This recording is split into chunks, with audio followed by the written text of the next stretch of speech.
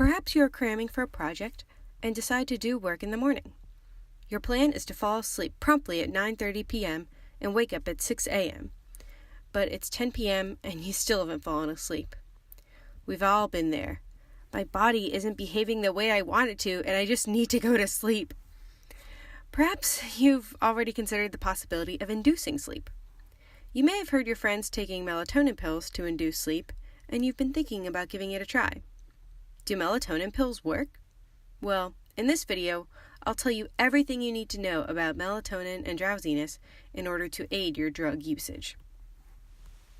First, we need to go over the basics of drowsiness before adding melatonin to the picture.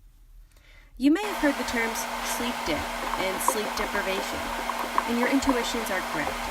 You do need a certain amount of sleep every night, or else your body will start to revolt. This process is what we call sleep homeostasis. Other sleepy terms you've probably heard of are circadian rhythms and biological clock. This independent process promotes alert wakefulness during the day and is what we call clock-dependent alerting. Our biological clock is controlled by the suprachiasmatic nucleus, or SCN, located behind your eyes. The peaks of clock-dependent alerting occur in the morning and in the evening, which is why we feel alert at 10 a.m. and 5 p.m. Our internal alarm clock slacks off at midnight and midday, which is why you feel sleepy after lunch and why we all need siestas. These two processes, sleep homeostasis and clock-dependent alerting, interact to create what we call the opponent process model. Check out this graph of the opponent process model for one day. The arrows from the top represent sleep debt. Notice that as soon as you wake up, you slowly accumulate sleep debt that comes to a peak right before you go to sleep. The arrows on the bottom represent clock-dependent alerting. Notice that alerting is high in the morning and a few hours before going to sleep. I like this graph because it represents both sleep homeostasis and clock-dependent alerting acting together. Now that we understand sleepiness, let's talk about melatonin. Melatonin is also known as the darkness hormone because our body produces it when it's dark to prepare for sleep mode. How does it work? Melatonin is controlled by light and darkness. To break it down, say a dim light enters your eye. The information gets to the SCN, which then alerts the pineal gland to produce melatonin. In fact, this biological process, aptly named dim light melatonin onset, DLMO, is the most accurate measure for assessing your circadian clock. Melatonin was first discovered in 1958. In 1983, we figured out that taking melatonin alters rat circadian clocks. And in 1985, we found out the same effect for humans. It wasn't long before the darkness hormone was up on the market. Despite its spooky nickname, melatonin is considered relatively harmless.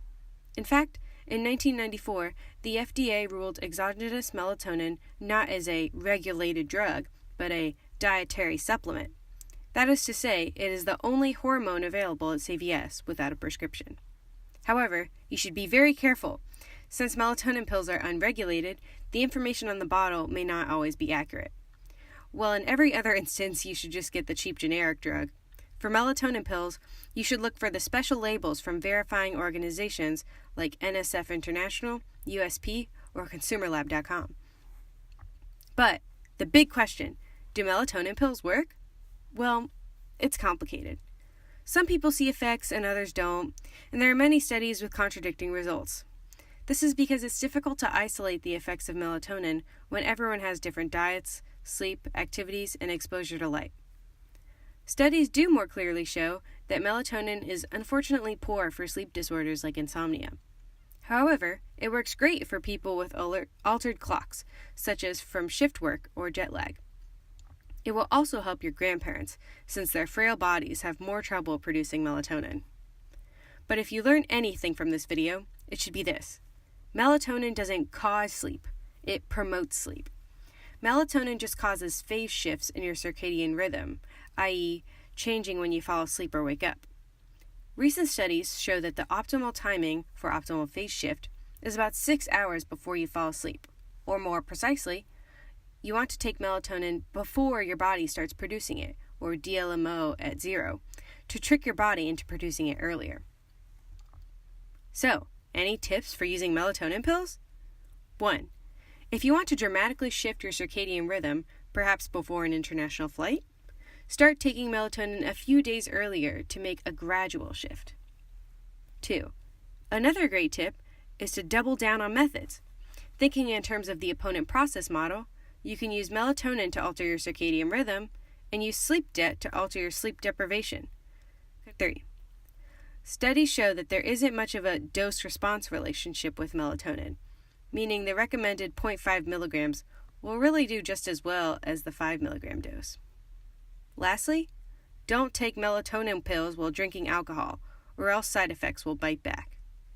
In the end, it's up to you.